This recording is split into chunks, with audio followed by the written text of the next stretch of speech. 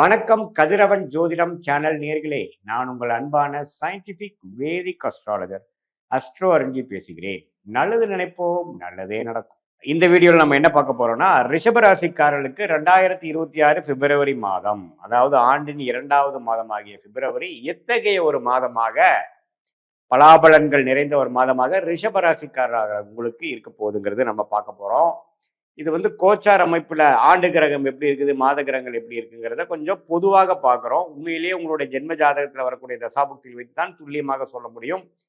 அறிவியல் சார்ந்த ஒளி தத்துவம் மூலமாக, சயின்டிபிக் வேதிக் அஸ்ட்ராலஜி மூலமாக இந்த பொது பலன் ரிஷபராசிக்காரர்களுக்கு இந்த பிப்ரவரி மாதம் எப்படி இருக்க போகுதுங்கிறத நம்ம ஆராய்ந்து பார்க்க போறோம்.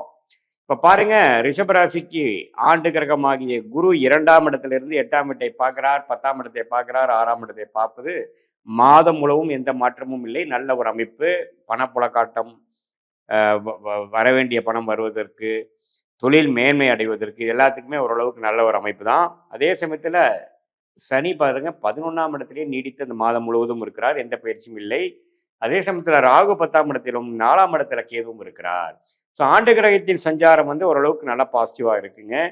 மாத கிரகத்தின் சஞ்சாரம் பார்த்தீங்கன்னா, ராசி அதிபதியாகிய சுக்கிரனே 9ஆம் இடத்துல ஒரு அந்த மாதத்தின் முதல் வாரம் இருந்துட்டு, அதுக்கப்புறம் பார்த்தீங்கன்னா செகண்ட் வீக்ல இருந்து 10ஆம் இடத்துக்கு மாறுகிறார். 10ஆம் இடத்துக்கு மாறி குருவின் பார்வை பெறுகிறார். ஸோ செகண்ட் வீக் ஆஃப் பிப்ரவரியிலிருந்து ரிஷபராசிக்காரர்களுக்கு தொழில் மேன்மை, வேலை மேன்மை, வேலை முன்னேற்றம், டிரான்ஸ்ஃபர், ப்ரொமோஷன், எல்லா நல்ல விஷயங்களும் நடக்கக்கூடிய அமைப்புகள் இருக்கு. ஏன்னா 10ஆம் இடத்துக்கு ராசி அதிபதியும் மாறுறாங்க. கொஞ்சம் அதே வாரத்தில் பார்த்தீங்கன்னா புதன் மாறுறார். அதே சமயத்தில் ஒரு மிடில் ஆஃப் த மந்த்ல சூரியன் 10ஆம் இடத்துக்கு வருகிறார். ஸோ தொழில், வேலை, உங்களுடைய ஸ்டேட்டஸ் இன் லைஃப், நீங்கள் எந்த ஸ்டேஜஸ் இன் லைஃப்ல நீங்கள் இருந்தாலும் பரவாயில்லை. ஃபோக்கஸ் உங்களுடைய ஐடென்டிட்டி, உங்களுடைய ஸ்டேட்டஸை குறிக்கக்கூடிய அமைப்புக்கு மேலே நீங்கள் ஃபோக்கஸ் பண்ணி அதுக்கு வேணுங்கிற தருணத்தை நீங்களே உருவாக்கக்கூடிய ஒரு அற்புதமான ஒரு அமைப்புகள்லாம் காட்டுதுங்க. ஸோ இது இந்த ஒரு 15-20 நாட்கள் குறிப்பாக சொல்லணும்னா செகண்ட் வீக்ல இருந்து சில விஷயங்கள் உங்களுக்கு இவ்வளவு நாளா நம்ம எதிர்பார்த்துட்டு இருந்த அமைப்பு டக்குன்னு வருதேயா, நம்ம டக்குன்னு அதை யூஸ் பண்ணிக்கலாமான்னு கேட்டா கண்டிப்பா நல்ல விஷயத்துக்காக நடக்குது. ஏன்னா சனியே 11ஆம் இடத்துல இருந்து உங்களுக்கு ஏதோ இந்த 1.5 வருஷம் 2 வருஷத்துல ஒரு லாபத்தையும் ஒரு இம்ப்ரூவ்மெண்ட்டையும் கொடுத்துட்டு போகணும் அப்படிங்கிறத இந்த மாத கிரகங்கள் குறிப்பாக ராசி அதிபதி மூலமாக எப்போ கொஞ்சம் பாசிட்டிவா வருதோ அந்த நேரத்தில் நல்ல அமைப்புகள் நமக்கு கிடைக்கக்கூடிய அமைப்பு ரிஷபராசிக்காரர்களுக்கு கண்டிப்பா உண்டு.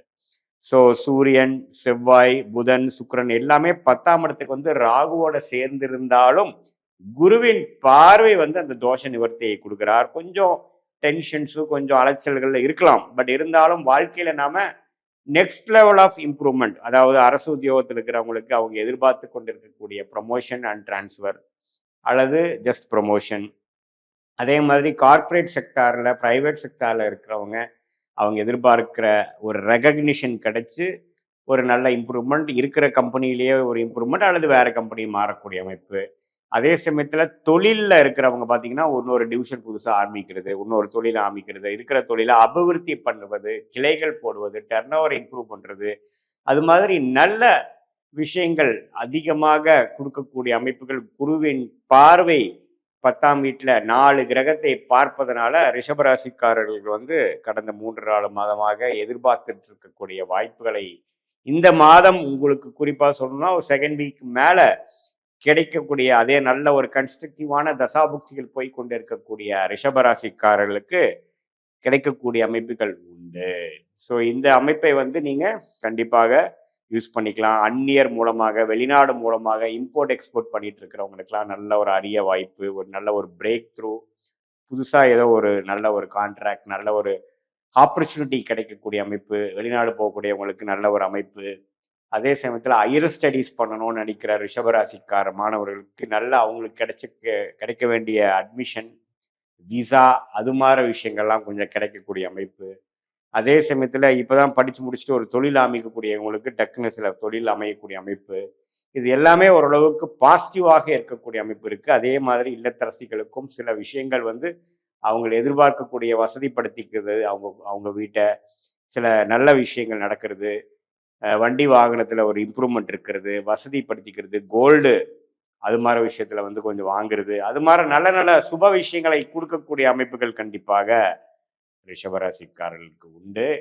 இது வந்து ஒரு பொதுவான ஒரு பலனே தவிர, உங்களுடைய ஜென்ம ஜாதகம், அதாவது உங்களோட பிறந்த தேதி, பிறந்த நேரம், பிறந்த ஊர் வைத்து வரக்கூடிய உங்களுடைய திருக்கணித ஜாதகம் மூலமாக என்ன லக்னத்துல பிறந்தீங்க, அந்த லக்னத்துக்கு இப்ப நடக்கக்கூடிய தசா புக்திகள் எப்படி போய்க்கொண்டிருக்கிறது, நல்ல தசைகளா, எப்படி புக்திகள் போயிட்டு இருக்கு. இப்ப கோச்சாரத்துல பிப்ரவரியில நல்ல மாதங்கள், நல்ல மாத பலன் கொடுக்குற மாதிரி அமைப்பு வரும்பொழுது அந்த தசா புக்திகளும் அது வாங்கி கொள்ளக்கூடிய அளவுக்கு சப்போர்ட்டிவா இருக்கா, அல்லது அது கொஞ்சம் டிலே கொடுக்குதா என்னங்கிறதெல்லாம் உண்மையே தசநாதன் புக்திநாதனோட வலு, திக்பலம், திருக்பலம், ஸ்தானபலம், மற்றபடி ஒரு ஒரு கிரகங்களும் எந்த மாதிரி பார்வையில் இருக்கார், எந்த கிரகத்தோட காம்பினேஷன்ல இருக்காருங்கிறதை பார்த்து எந்த கர்ம பலன் உங்களுக்கு வேலை செஞ்சு கொண்டிருக்கிறது, என்ன ஆதிபத்தியம் போய்கொண்டிருக்கிறது, எது மாதிரி விஷயங்கள் எது மாதிரி டைம்ல நடக்கக்கூடிய அமைப்புகள் இருக்கு, நம்மளுடைய பிராப்தங்கள் என்ன, எது நமக்கு யோகமான தொழில், எது நமக்கு யோகமான படிப்பு, அதுக்கு தகுந்த விஷயங்களுக்கு நாம் அலைன் ஆயிருக்குமா,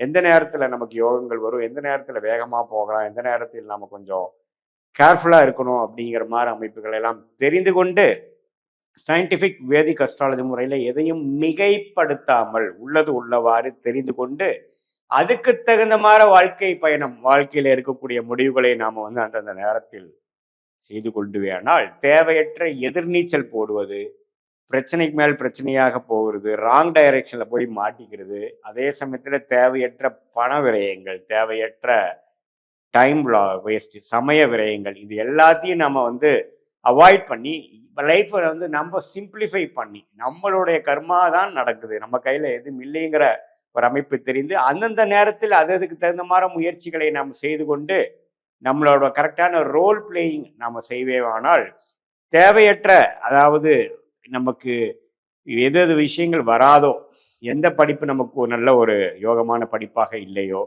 எந்த தொழில் நமக்கு செட் ஆகாதோ, எந்த மாதிரி துறையில நம்ம வேலைக்கு போனோம்னா நமக்கு growth ஸ்லோவா இருக்குமோ, அதெல்லாம் தெரிந்து அதை அவாய்ட் பண்ணி நமக்கு நேச்சுரலா எது இருக்குங்கிறத பார்க்கும் பொழுது உங்களுக்கும் அதுல தான் இன்ட்ரெஸ்ட் இருக்கிற மாதிரி தான் வரும்.